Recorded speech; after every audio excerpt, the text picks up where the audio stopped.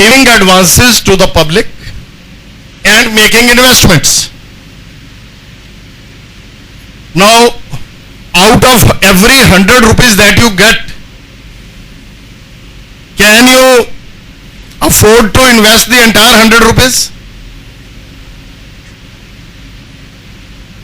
Because if you do that, of course, if your advances are very high, you will be able to earn higher interest. But if you are not able to pay back to your depositor, you cannot survive. So survival is the first task. So that means out of every 100 rupees that you are getting, you are not able to invest entire 100 rupees. You are not able to give this as a loan or as investment. So this implies that your rate of interest that you are to charge from public on the loans, your effort should be to charge the higher. While getting deposits, you should try to get at low rate. But when you are giving advances, you will have to give at high rate of interest. But then, government and Reserve Bank, they are also concerned about the general economy. They are also concerned about various sectors of economy. So they will not allow you to give advances to whomsoever you want to give. See, if I have 100% freedom, I'll say okay. In real estate, there is a lot of profit. Any builder or developer will be ready to raise loan from me at whatever rate of interest I give. And I would like to give all the loans only to the real estate. Or I may like to give all the loans only to the speculators. Gold rates are going high. People can earn. So I may give loan, okay, let the man buy loan worth 100 crore, take loan worth 100 crore, buy gold of 100 crore at the rate of 25,000 per 10 grams, and then within a year it will reach 30,000 or 35,000. So he will earn lot of profit. If he earns 50 crore profit and giving me 20 crore will not be a problem for him. But will the economy allow us? No. So there are those social responsibilities also, and those guidelines come from time to time from Reserve Bank. There is also a concept of priority sector lending. Reserve Bank says whatever lending you are giving, 45% of that should go to the priority sector. Priority sector means small industry, small enterprises, medium enterprises, agriculture, because country's economy as a whole has to grow. So there is a restriction that 45% of the total advances should go to priority sector, and then there is a further restriction that 40% of the priority sector must go to the agriculture sector. That means the total advances that you are giving, out of that 18% of your advances should be to the agriculture sector, and 27% should be to the other priority sector. So that means you get freedom for making advances about 50% according to your skills. So the most tedious thing in bank management is the assets management.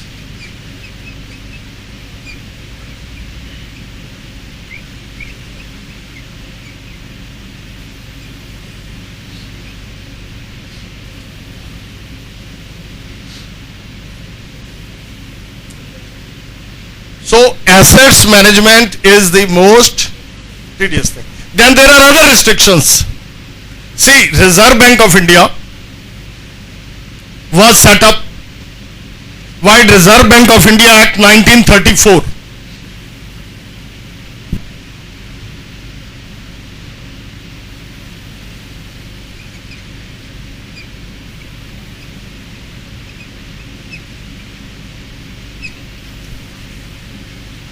And in economic language, what we in India call Reserve Bank, the world over it is called the Central Bank of the country. Central Bank of the country, which in India is Reserve Bank of India, is called the Bankers Bank. They regulate the working of the banks. They give directions to the bank from time to time.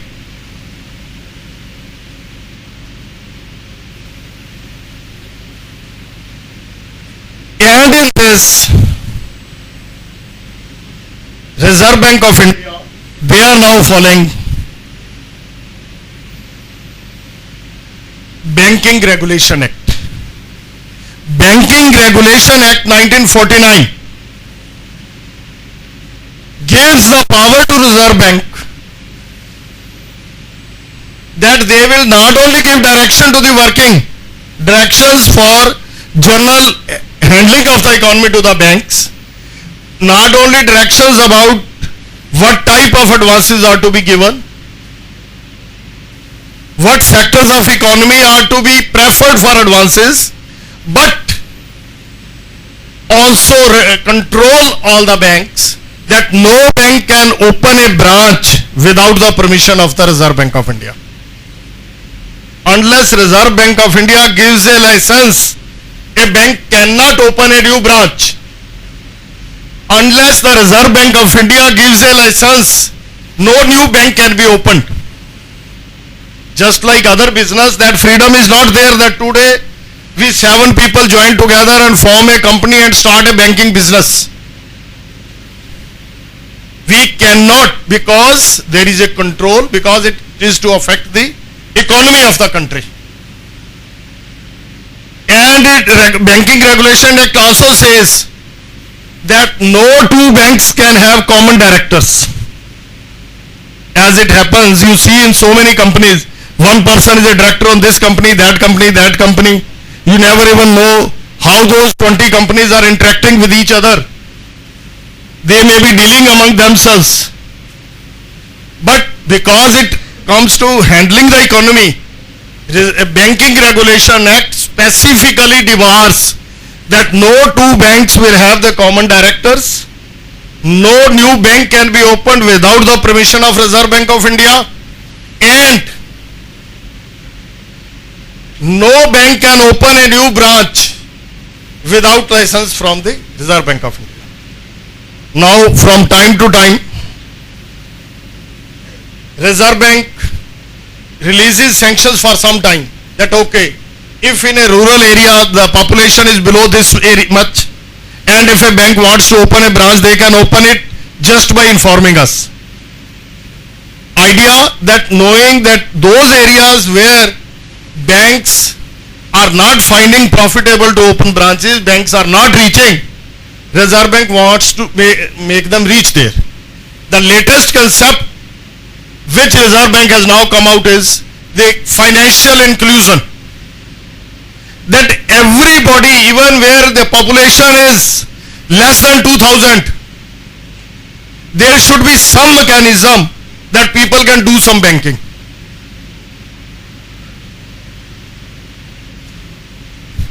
See, you people have seen the stage when there are ATMs all around.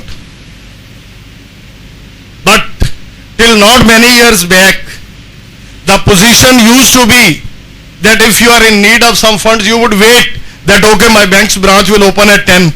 I cannot draw before that.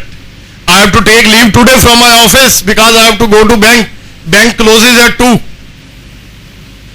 Till few years back, that was the scenario. For depositing or withdrawing cash, you had at times to take leave from your workplace or skip your classes because bank will open at 10 and close at 2. But now the delivery points have been, delivery channels have been increased.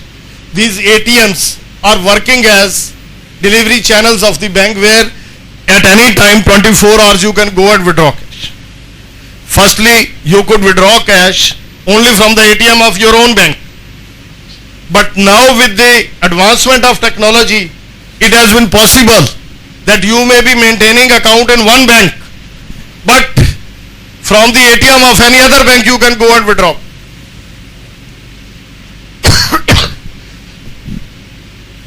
So this is also a part of the liquidity management. All banks, they have to calculate how much cash to keep.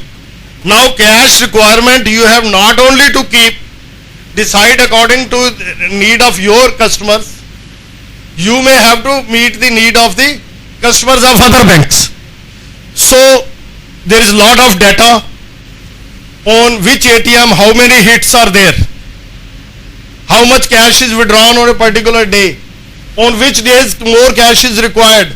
All this data requires to be analyzed by the experts, and then you have to take a decision. See,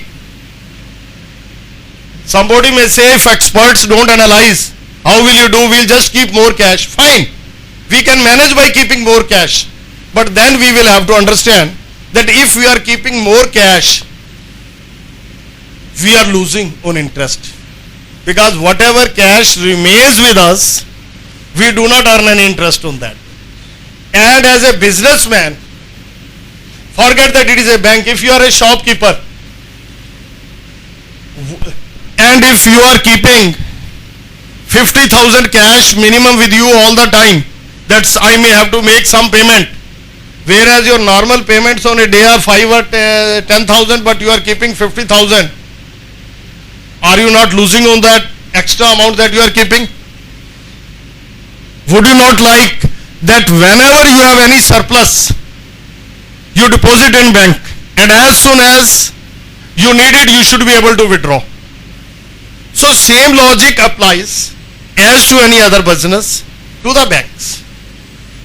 And while deciding the liquidity, you have to decide the cash withdrawals through ATMs. Then while considering your deposits, you also have to see that these days you are having the debit cards. Anytime anybody can go and make purchase from somewhere and the account is debited. So that means your deposit is going down. So it is a Herculean task to match your assets and liabilities. To match your assets and liabilities, because when the depositors are coming to you, they'll see according to their need. Somebody is making a deposit for 3 years, somebody is making a deposit for 5 years, someone is keeping deposit with you for 6 months, somebody is keeping deposit in saving bank account or current account, which can be required to be withdrawn anytime. So now that when you are to plan for long term, you have to take care that you are not to keep funds idle, whereas you have to keep the minimum amount that is required for liquidity. At the same time, you have to make sure that your funds don't lie idle, because you are losing on that. So a study has to be there for asset management liability. You have to study the for how much time you are having, how much funds you are having for 5 years, how many funds you are having for 3 years, how much funds you are, because in any management, any business, you have to make sure that long-term funds are used for long-term uses, short-term funds are used for short-term. If your short-term funds are used for long-term, very soon you will be in a situation when you are not able to meet the liabilities, because short-term funds will require to be paid in short-term. In any financial or accounting principle, we always talk of uses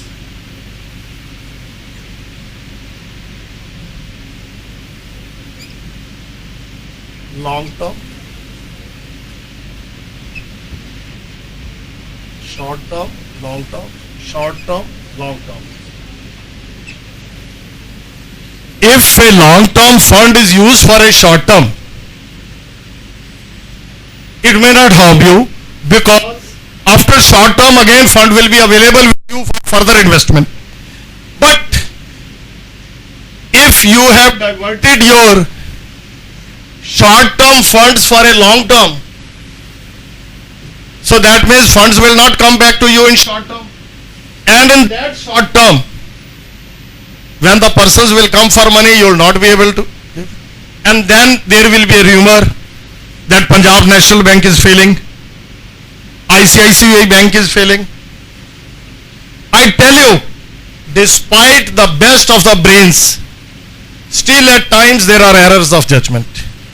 You must have seen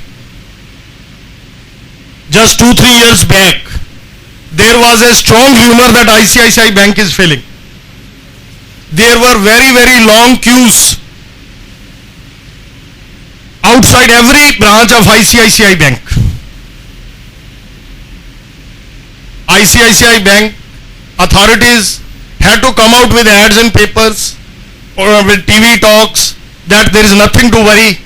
Reserve Bank authority had to issue advisory that people need not panic. ICICI Bank is safe, they don't have to worry. They will get back their money. In earlier 50s, a stage had come in Punjab National Bank like this. Now you see, whenever any son or daughter is in problem, who comes to the aid? Parents. Whenever any son or daughter is in problem, children are in problem, parents come to the aid. Similarly, Reserve Bank of India, which is bankers' bank, has a parental role. They pull up the banks, they inspect the banks, they keep levying various penalties on the banks whenever they do a wrong. But when a situation like this comes, then immediately Reserve Bank comes, don't worry. If ICICI is not having funds, they would give cash, lot of cash to ICICI Bank. And they'll say, whosoever comes to you for payment, give them. But from where will Reserve Bank give? And how Reserve Bank manages this mechanism, that is also an important thing to understand. Theoretically, fine, they are the parent, have the parent role. But parent also, to perform the parental role, needs two things: resources and control. बच्चे माँ बाप का कहना माने ये जरूरी है. This is the control part which Reserve Bank does. And then parents must have funds also. अगर parents के पास पैसे नहीं है, तो how they'll give to the children in case of need? So these things are done by Reserve Bank of India through some of the steps which are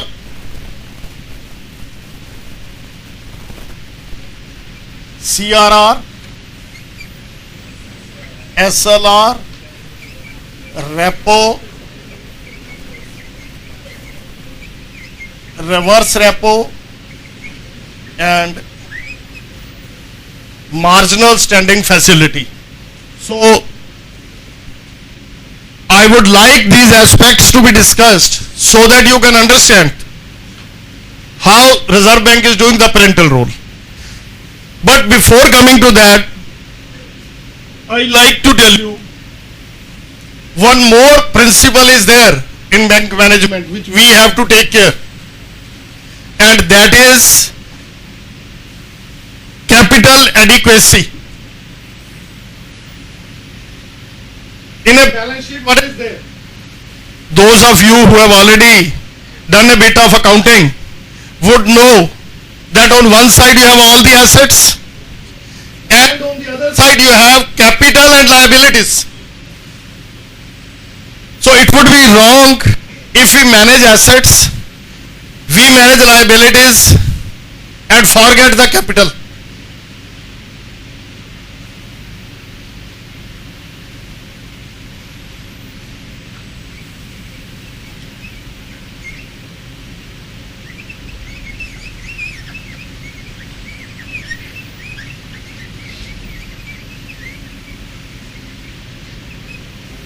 This capital adequacy is also controlled by father, Reserve Bank.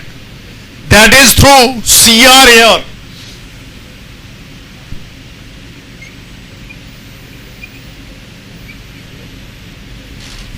See why capital is needed. First thing, why capital is needed. When we give some advance, first I'll ask you if you have ever given money to anybody, to your friend, any loan. Anyone who may have given any loan to some friend? Never given. Anyway, once you start earning, then that level will come. You are not able to get back all the money all the time. Some risk is always involved. When you are giving deposit to the bank, you are assured by the RBI that there is no risk. Because apart from these RBI controls, there is also an insurance, Deposit Insurance Credit Guarantee Corporation. So that risk is covered. But when you give loan, supposing you have given loan against property, and suddenly after the change in government, the policies change and real estate prices fall down like anything. So the person who had taken the loan for housing with a view to make profit, if the prices go down, he says, साहब आपने जो मकान किराए खरीद के दिया वो मकान ले लीजिए. So every advance has some risk factor, and that risk factor has to be covered by the owner's equity. If I am doing some business, who is to bear the risk? Me only. So whenever I do any business, I consider that if there is something wrong, how much loss I may have to bear. There is a normal common sense. So even in the bank, we have to see different type of advances. They have a different risk weightage. But who will decide that? When such decisions are to be taken, are these decisions left to the children or parents take it? These are taken by the parent. Because Reserve Bank, who is controlling all the banks, they are aware about the data of all the banks. They know what is the rate of recovery, in how many cases problem is coming up. They have all the data. They are better equipped. They have more experience. And as they say, experience makes a man perfect. And can you tell me anything you do right, do you learn a lesson from that? No. You may have done 100 things, but if all have gone okay, you may have done 100 wrong things, but if you have not suffered from anyone, you will not learn a lesson. You learn a lesson only from anything which is done wrong. And it is the wrongs done which make you perfect. And naturally the parent has had an opportunity of doing more wrongs than you. So the parental advice is there. Reserve Bank gives directions from time to time how much risk is attached with which type of loan. They say you have given a loan against FDR. Now you are having 1000 rupees of FDR and you have given a loan of 800. Is there any risk? No. So you will call it zero risk weightage. Then there is a case where you are having security, and even if you do sell the security at throwaway price, you will be able to realize 80% of the amount. That means risk weightage is only 20%. If there is a loan which is granted by the government, that if for any reason this borrower is not able to pay, there are various schemes of the government where government guarantees the repayment. Your risk weightage is zero, because if money will not come from the borrower, government will pay it. But then if you have a clean loan, if this Sardarji comes to me, he talks to me and I get impressed with his knowledge, I say, he will do very well. He has wonderful ideas.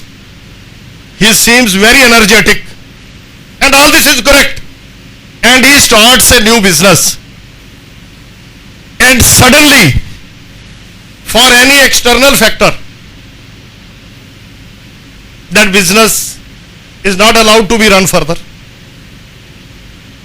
Or for any personal problem, he is not able to devote time to the business, and the business flops, and whatever loan I have given to him without any security, what would be the status? Damador.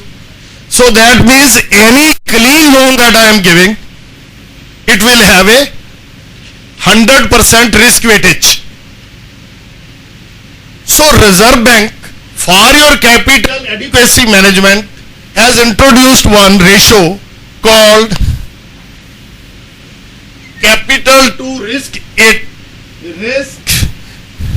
weighted assets. Capital to risk weighted assets ratio. So that means, depending upon the risk factor, business must have some capital adequacy, and this is a big safeguard against any bank getting failed. Because Reserve Bank has to make sure that no bank fails. If some bank is not maintaining the adequate capital ratio, they are given a cash penalty, they are given warnings, and if still they don't improve, Reserve Bank has the power to put its own directors on the board of that bank to manage the affairs. And still if they find that those directors are having some vested interest and they are not allowing the bank to function strongly, the Reserve Bank has the power to merge that bank with another bank. Recently you must have seen the case of Global Trust Bank. Global Trust Bank, it failed,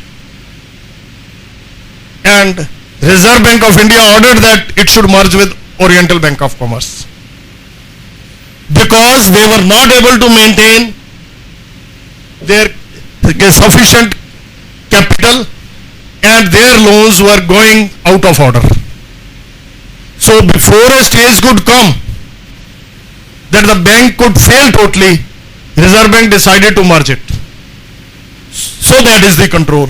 Now let me talk of what is CRR. Cash reserve ratio. You must have read it. It was in the newspaper yesterday also and today's also. Because to maintain liquidity, Reserve Bank wants that certain amount of cash you must keep with the Reserve Bank.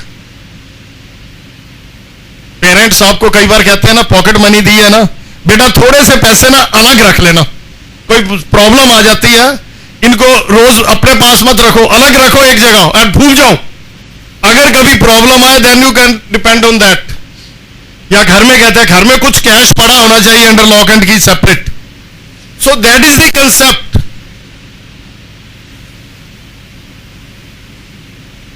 As per banking regulation act